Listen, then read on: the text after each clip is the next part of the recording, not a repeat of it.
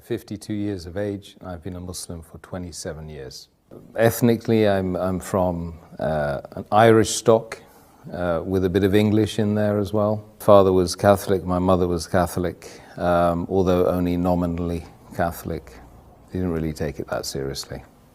We didn't have any religious upbringing at all, no education in terms of religion, and we lived our lives as we saw fit, as our desires took us, we went. My mother and father used to give me some indications of what is right and what is wrong, but very, very little in the way of religious instruction, so we were free. Basically, I left school at the age of 15. I ran away from home at the age of 15. My father had already left home when I was 4, and the last thing I said to my father was, "Dad, you better leave because my mum doesn't like you anymore." You know, so that was the last time I saw him as a child until I was 24. I went to seek him out after that. That was part of the journey for me to find myself, because once I'd left home, I started traveling a lot. I started broadening my horizons, meeting people. I'd always ask lots of very difficult questions, and usually people would, come back to me saying, "Why do you ask so many questions? You're so annoying. Get out of here," you know.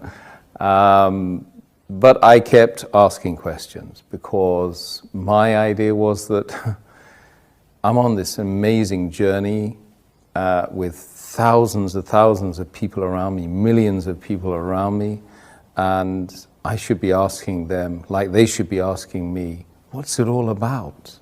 Where's this journey taking us? You know, has someone got a roadmap?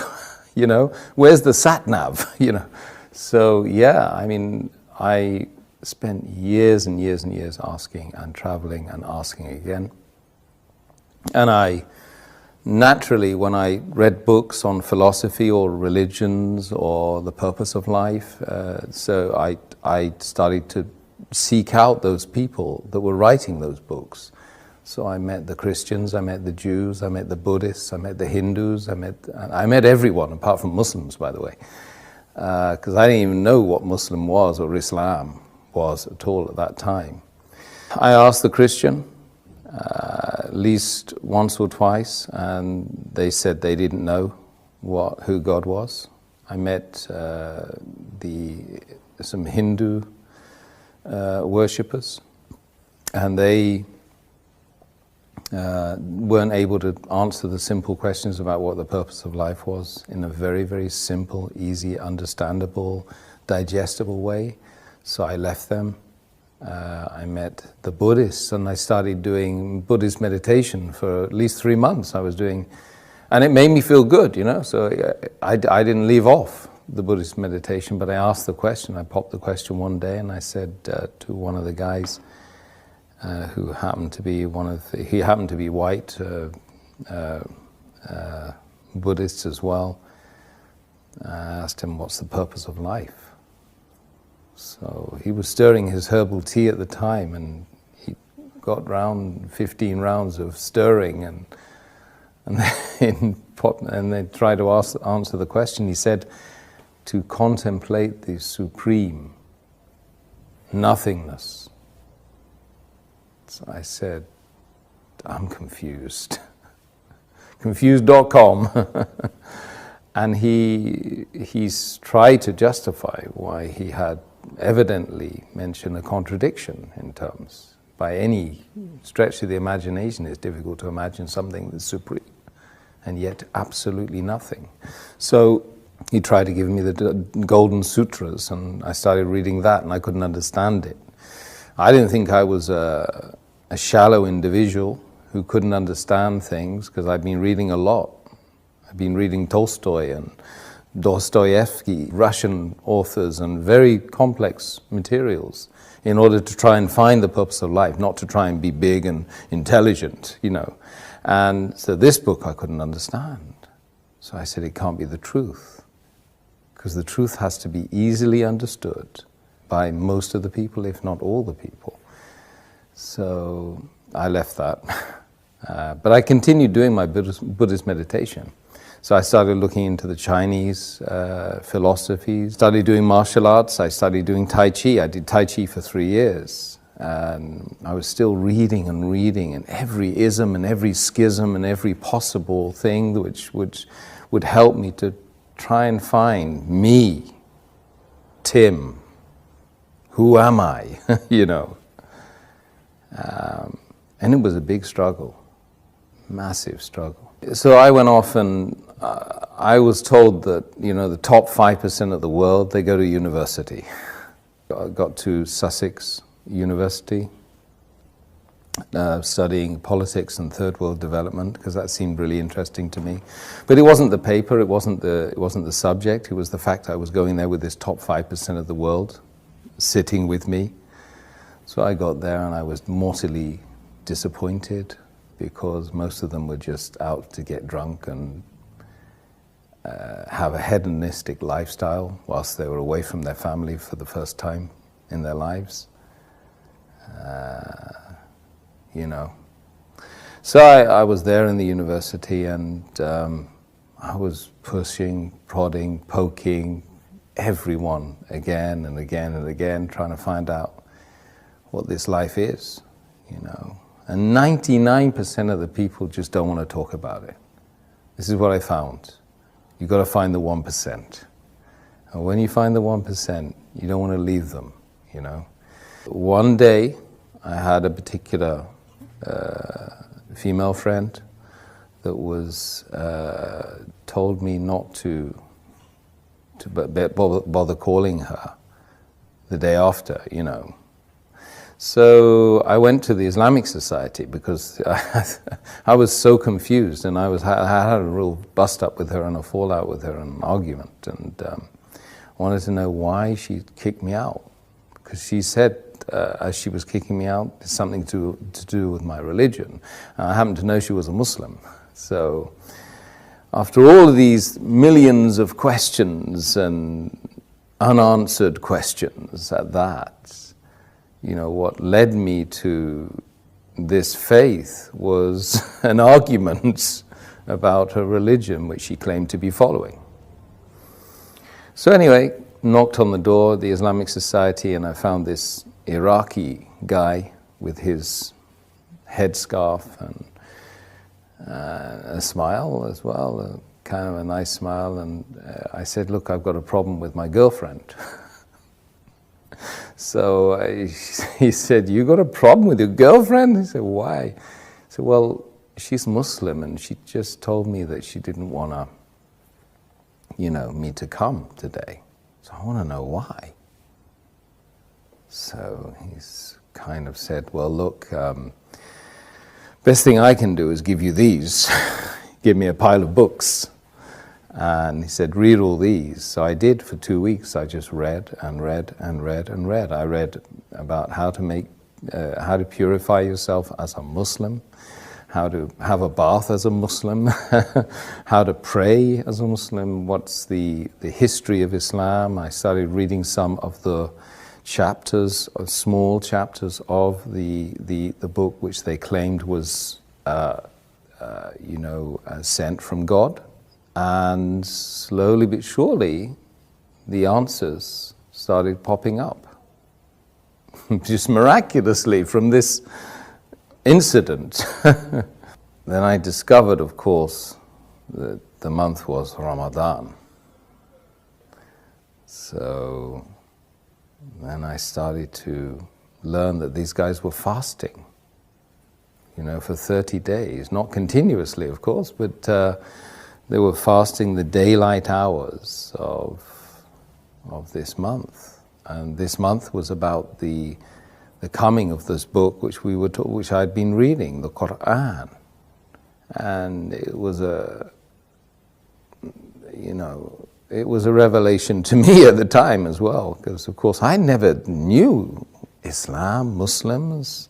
That was the first time I heard about Islam, but I never ever knew that Islam was a way that white, Catholic people like me growing up in Britain could possibly accept. I thought it was a religion for brown people and ethnics, you know. So I slowly but surely started getting the answers to the questions that I had been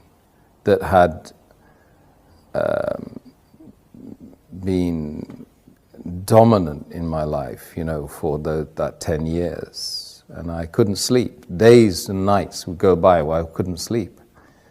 There were moments when, you know, I just think, what's the point of this life without knowing, you know, without having any certainty about a direction, about a purpose? What's the point? I mean, would anyone go on a journey without knowing the destination, the purpose? Absolutely not. You know, this is plaguing me every day. I would be looking at the stars, and I would be literally crying every night, crying myself to sleep, because, you know, you're tiny, and this is huge, and this has a game plan. This is more than just you know, a mere coincidence, a mere happening, that's something that's just happened out of nothing. This is by design. And you have to find the purpose. So you come across this book which answers all of the questions. You don't like what you read. Some of it you don't like. But it's kind of good for you, right? You realize it's good for you. And it was probably the third week of Ramadan then. I was reading that, and I was watching these guys. They were fasting and they were praying in that place 5 times a day in that center. And I would join them and I would be doing the prayers with them, but I couldn't really know what was going on, but it felt right. And one day I woke up and I said, look, I'm going to fast today, because the fasting is the thing that really seemed to be very attractive, and it was a challenge for me, and I thought it might help me in the journey. So I prayed, I started fasting that day, and it was like somebody had removed the blindfold, they'd unlocked the door, they'd removed the earmuffs, and I was able to think clearly. And just that moment, on that day, on that time, was the moment when I found Islam. Because, you know, when you're fasting sincerely to find the one that created everyone here and everyone out there and everyone that's going to be created later on, after we go and we leave this planet and leave this journey, is the ultimate sacrifice when you give off your food and give away the luxuries that you have and the water, and you do it sincerely, seeking the face of the one that created you, is the moment when you found yourself, you know. So that was that day. That was the day, and I hadn't taken what was called the Shahada, or the declaration of faith, because I thought, well, God knows me better, so why would I bother, you know? Anyway, I went on right until the end of Ramadan, and one night I was just super aware of myself, of being like needing to get rid of the past and start something new. It just felt like that. So the whole night I was just like, I was making this ritual ablution, you know, watching, because I was reading it all the time in the books I had with me, and trying to get rid of something that was in the past. And then in the morning, very early in the morning, I just walked. I went up and I started looking for a mosque. I went into a mosque. I got to the top of the stairs and the guy grabbed hold of me and said, look, What's going on? What are you here for? Can we help you? I said, yeah, I've just come to embrace Islam. He said, well, we don't know you. I mean, we've never seen you. What do you know about Islam? Well, said, I've been reading about Islam for the last 2-3 weeks, in fact, and I've been fasting as well. So they were quite surprised, and they said, well, have you washed? I said, I've been washing the whole night, man. I made the declaration of faith. And then I kind of got hugged by 300 men, you know, and I'd never been hugged by a guy before. Not even my father, I don't think. I remember feeling that it really was a very amazing moment, and it was unlikely that I would feel that way again. That feeling of elation, the feeling of actually I felt very relieved, because imagine spending 10 years searching and searching for something which you don't even know what that is. It's not like you go on, you search for something, right, which you know, and you pretty much know where you drop that thing. So you've got a very small area that you can check, you know, from home to work, back to school. Yeah, I can retrace the journey. But with something like the purpose of human existence in a sea of 8 billion people with millions and millions of potential miles you need to travel, and that took me 10 years. I was 25 or 26 by the time I embraced Islam, and so the feeling was amazing. It was something which is groundbreaking. And then, of course, ever since, you know, we got all the challenges of being a person who does claim to believe in God. So I didn't really have any concerns about, you know, taking that plunge and becoming a Muslim, because I was doing it sincerely to try, and if I didn't do it, what was I going to do instead? I would, you know, I was destined to fail, to literally become an alcoholic, or to be a person that would just live their life as a hermit. Literally, that's the way I was thinking at the time before I embraced Islam. So I didn't really have any hang-ups about accepting something that was going to really, truly speaking, help me here. It doesn't matter, the external didn't matter to me. At that point, I would do anything to find the truth.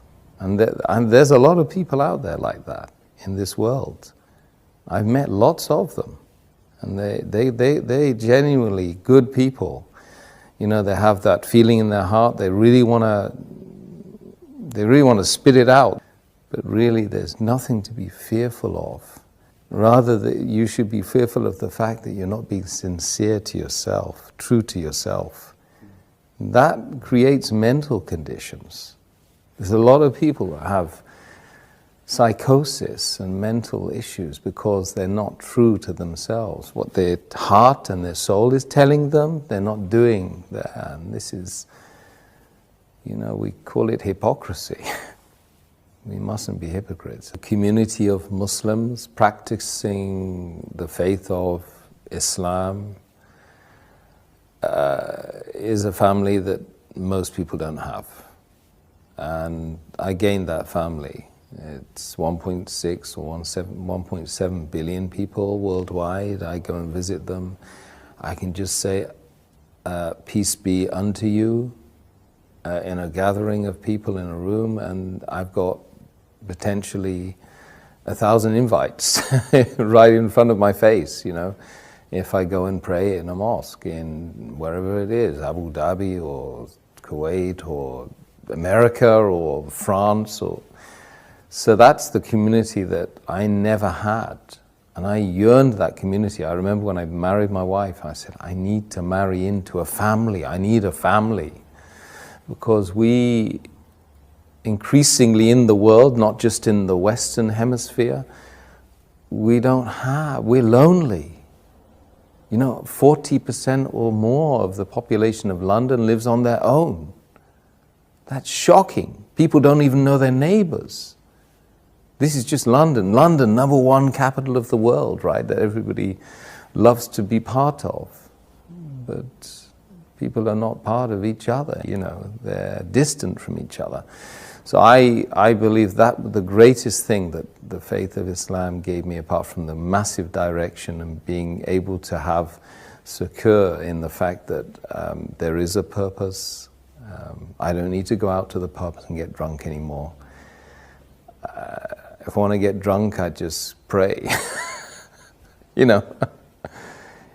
If I want to find direction, I've got the sat-nav. I've got the map. If I want to know anything about the faith, I rest assured I can go to someone who knows about the faith, and they will give me direction as well. And I have that massive, beautiful, unending family. And if you find the right members of that family, then you feel great.